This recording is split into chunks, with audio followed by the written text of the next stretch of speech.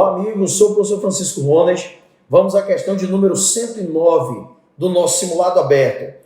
Uma questão de competência 5, habilidade 17. A questão diz o seguinte: os dados da tabela representam valores arbitrários da população de algas, obtidos a partir de uma coleta em uma lagoa na zona norte de um município brasileiro.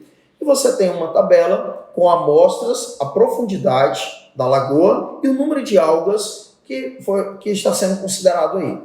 Vamos analisar a questão. Considerando o nível de profundidade e a penetração da luz descritos na tabela, o estudante elaborou um gráfico para representar a distribuição das algas neste ambiente. Então, o gráfico aí, na verdade, você não tem um gráfico, você tem 5 gráficos aí. Você tem um gráfico A, B, C, D e E. Você tem 5 gráficos na mesma figura. E aí o comando da questão te pergunta justamente isso. Qual gráfico representa a relação descrita na tabela? Vamos voltar na tabela. O que essa tabela está nos mostrando? Está nos mostrando que quanto maior for a profundidade vai de 0 para 2, 4, 6, 8, 10, 12. Então, quanto maior for a profundidade, o que vai acontecer com o número de algas? O número de algas vai diminuir. Então, ocorre uma diminuição do número de algas. Sendo que, na amostra 6, você tem a 10 metros as algas chegando a 0. Na amostra 7, profundidade de 12 metros, você também tem zerado o número de algas. Então, observe que esses valores são importantes. Porque caso haja lá 2 gráficos mostrando que quando você tem um aumento da profundidade, ocorre uma diminuição do número de algas, então é interessante que você tenha esses valores que foram colocados aqui, 0 e 0. Na amostra 6 já está zerado e na amostra 7 está zerado também quando a profundidade aumenta muito. Vamos olhar o nosso gráfico.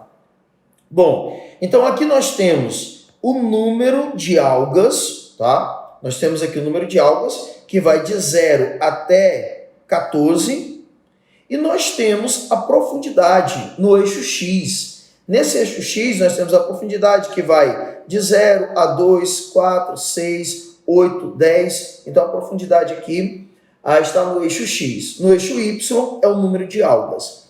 Então, à medida que você tem um aumento da profundidade, o número de algas vai ter que diminuir.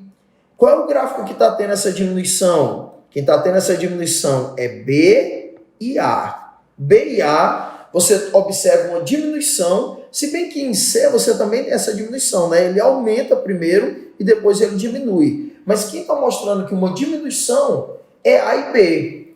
Entretanto, nós só temos uma resposta correta. E qual é a resposta correta? É aquela que mostra que algumas amostras chegam a ser zeradas em alguns pontos.